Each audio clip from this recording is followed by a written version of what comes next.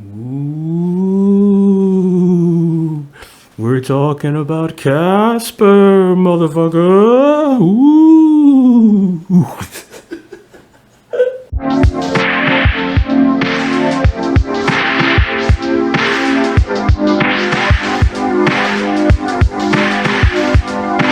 Musical styles are still a very important form of communication for our young people. Hi, I'm Joe Feinstein. Two things can be true at the same time. For instance, I think rockets and space travel are incredibly fascinating and important to the future of mankind.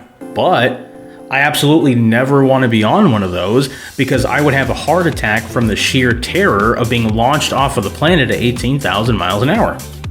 The mantis shrimp is one of the most interesting and beautiful deep-sea creatures I've ever seen, but I never want to be close to one on the off chance that it decides to punch me at 60 miles an hour and absolutely shatter my kneecap.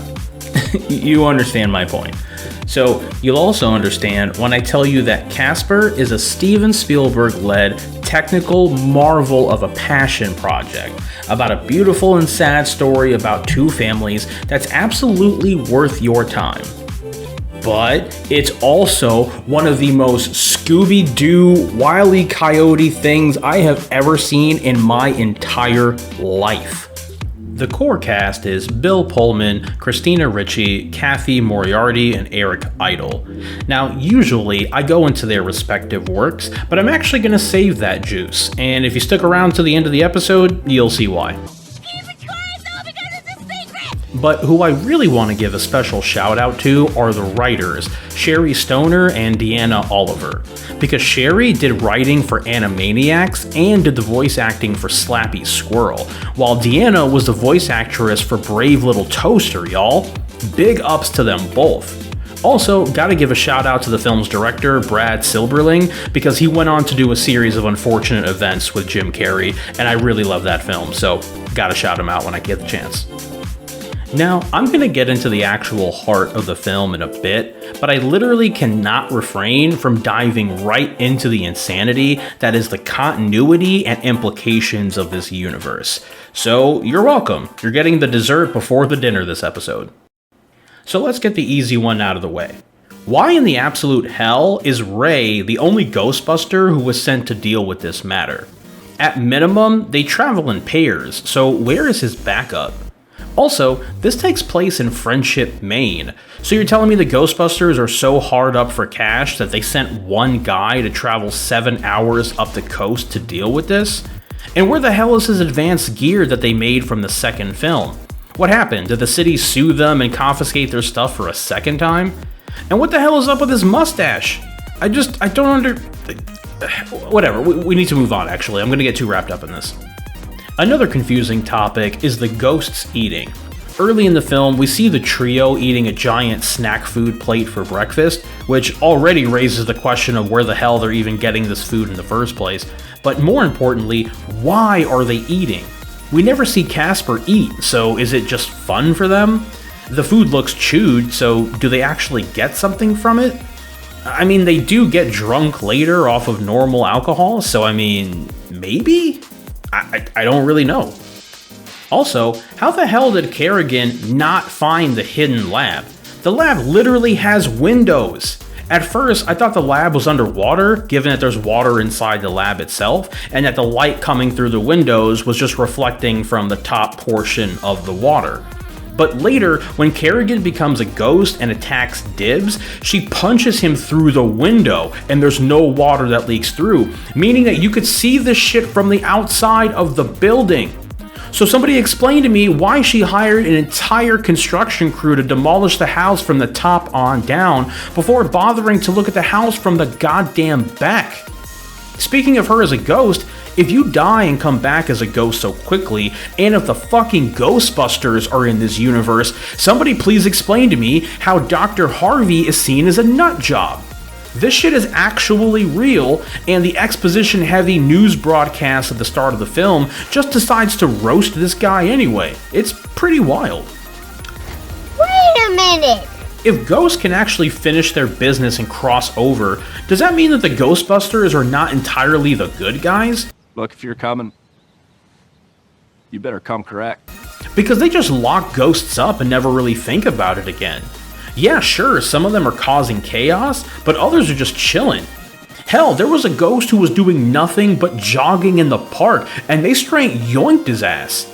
I mean, that's really fucked up in context. Speaking of messed up shit, can we talk about the classroom scene? Why do you ask questions which you already know the answers? The teacher calls Kat to come forward and greet the class as the new student, but it gets her first and last name switched around and doesn't even bother to apologize. Then, the class just roasts her the entire time she's speaking until they find out where she lives. And then, some random ass student volunteers her house to be used for the school's Halloween party. And what's worse is the teacher just goes along with it without even asking Kat if that's okay.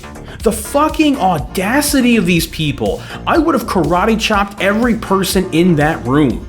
The disrespect. Now, all of these silly and confusing things actually lead me to the top of the insanity mountain that I've been climbing for the past couple of minutes. And that is, why in the hell is Casper still a ghost? An hour into the film, we see his dad's hidden lab, and he tells Kat all about how the machine works and what the Lazarus juice is. But if his dad had the machine working and enough of the juice to bring back a person, why did he never actually use it? Casper has no recollection of his dad trying to resurrect him, only that he finished the machine. So again, I ask, why in the hell is Casper still a ghost? Now, I did a little bit of digging online, and there's actually an interesting Reddit post of a theory that tries to answer the question.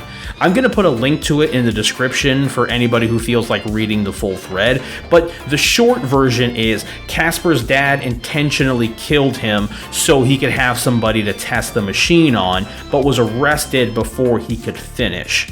Now, that has several holes in it, but the most egregious one is the simple fact that even if that was true, why would his dad not use the machine the moment he finished the juice? You mean to tell me this guy spent years figuring out how the machine works and finally figuring out the primordial juice soup he needed, but then decided to take a weekend off or something? Regardless of how you try to come at the argument, it just doesn't add up. Okay, I know that was a lot to get through, so thank you for bearing with me through that rant. So now we can switch gears and talk about the few things that I think are incredibly heartwarming and why this movie has such a special place in my heart. The film is roughly 90% gags, but the remaining 10% of the runtime that's treated seriously feels like they're an entirely different film and mood. It basically boils down to 3 major scenes, and I'm gonna try to play them as much as possible for you without the YouTube god striking me down, so, please do bear with me. Now, the first is when Casper takes Kat to the lighthouse, and they have a conversation about forgetting important things in your life. You don't remember what school you went to, how old you were? Your favorite song? Well, what about your dad? Mm-mm. Is that bad? No. It's just kind of sad. I wonder why you don't remember anything. When you're a ghost, life doesn't matter that much anymore. So you forget. Sometimes I worry that I'm starting to forget. Forget what? My mom. Just certain things. The way she put on her lipstick. So carefully. If my mom's a ghost, did she forget about me? The second is when Kat stumbles across Casper's room and helps him to recall his final moments in life. I begged and begged my dad to get me this sled. And then one morning I came down for breakfast and there it was, just for me. I took it out, went sledding all day, got late, got dark, got cold, and I got sick. What's it like to die? Like being born. only backwards. And yes, I know the whole situation of Casper never coming across his own room doesn't really make sense, but we've already established this film makes very little sense, so maybe let's not get into that. Now, last but certainly not least is when James finally reunites with his wife Amelia. I thought I'd have 100 things to say when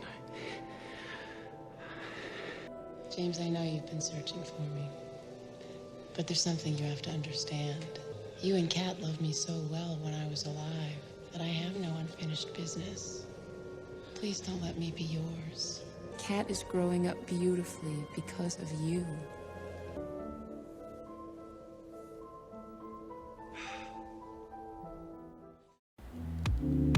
Now, I don't know if it's the score or the way the actors knock their scenes out of the park or both, but I still tear up watching all three of these scenes.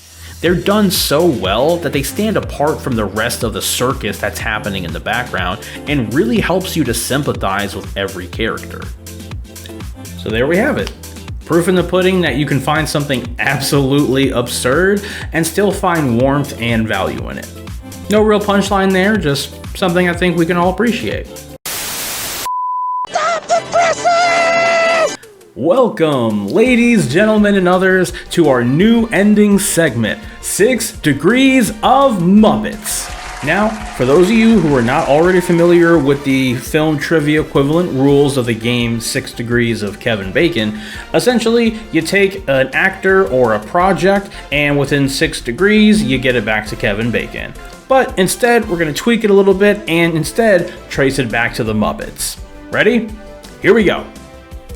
Christina Ricci, who was in this film, was also in The Matrix Resurrections, which also had Keanu Reeves, who was in Constantine, which also had Rachel Weisz, who starred in The Mummy with Brendan Fraser, who became good friends with the film's director, Stephen Sommers, who directed G.I. Joe, which had Joseph Gordon-Levitt, who was on a 2015 episode of The Muppets.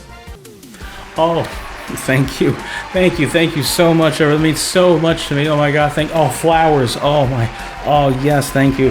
Oh, they smell so wonderful. Thank you so much, everyone. I hope you had a wonderful episode. Like and subscribe. Be sure to comment down below. As always, let me know. I'm curious. What do you think? Oh, thank you. Yes. Oh, these are so gorgeous.